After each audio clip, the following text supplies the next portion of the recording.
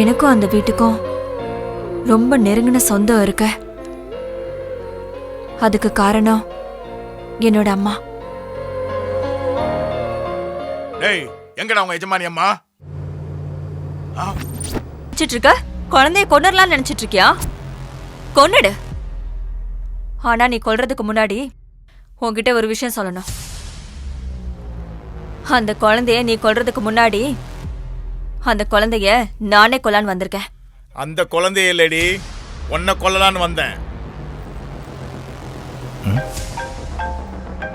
Hello அண்ணா, என்ன சொல்றீங்க? தப்பாயிருச்சு madam, என்ன மன்னிச்சிருங்க மேடம், தெரியாம பேசிட்டேன் மேடம். என்கிட்ட எதுக்குடா மன்னிப்பு கேக்குற? போலீஸ்னா என்ன நினைச்சிட்டு இருக்க?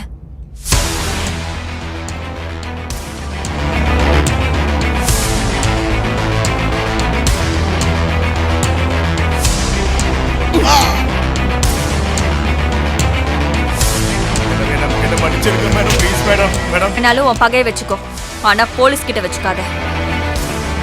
ரொம்ப தைரியமா இருந்த என்னோட அம்மா ஒரு கார் ஆக்சிடென்ட்ல இறந்து போயிட்டாங்க.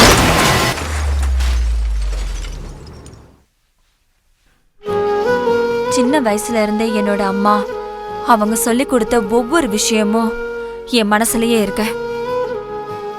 என் அம்மானால எனக்கு பிரச்சனை வரும்னு நான் ஃபீல் பண்ணேன். ஆனா என்னோட அம்மா எங்கேயுமே போல, என் கூட இந்த வீட்டில் தான் இருக்காங்க.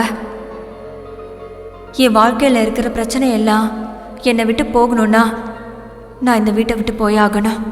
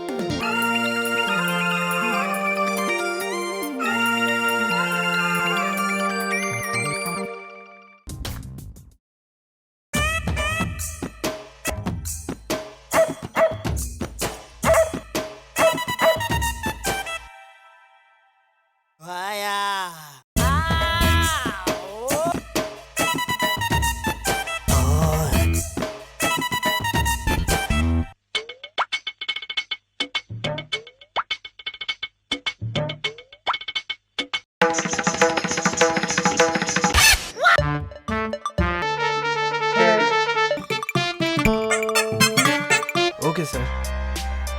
இன்னொரு தடவை இந்த மாதிரி நடக்காது. Okay sir. உங்களுக்கு என்ன தெரியும், இந்த சேனல் இந்த லெவலுக்கு நான் கொண்டு வரதுக்கு எவ்வளவு கஷ்டப்பட்டு தெரியுமா? நியாயமா பேசினா நான் தப்பு பண்ணதா அர்த்தமா? இந்த ஒரு இன்டர்வியூவால என் சேனல் மொத்தமும் க்ளோஸ் ஆயிடும். மீடியானா ஒரு ரெஸ்பான்சிபிலிட்டி இருக்கு. மக்கள் எல்லாரும் எங்களை நம்பிதான் இருக்காங்க. நான் நியாயமா தான் இருப்பேன். மோசம் பண்ணி பணம் சம்பாதிக்க வேண்டிய அவசியம் எனக்கு இல்ல. எனக்கு இந்த மாதிரி நியாயமான பொண்ணு தேவையில்லை. அப்படின்னா நானும் இந்த மாதிரி நியாயம் இல்லாத இடத்துல இருக்க மாட்டேன். Thank you so much.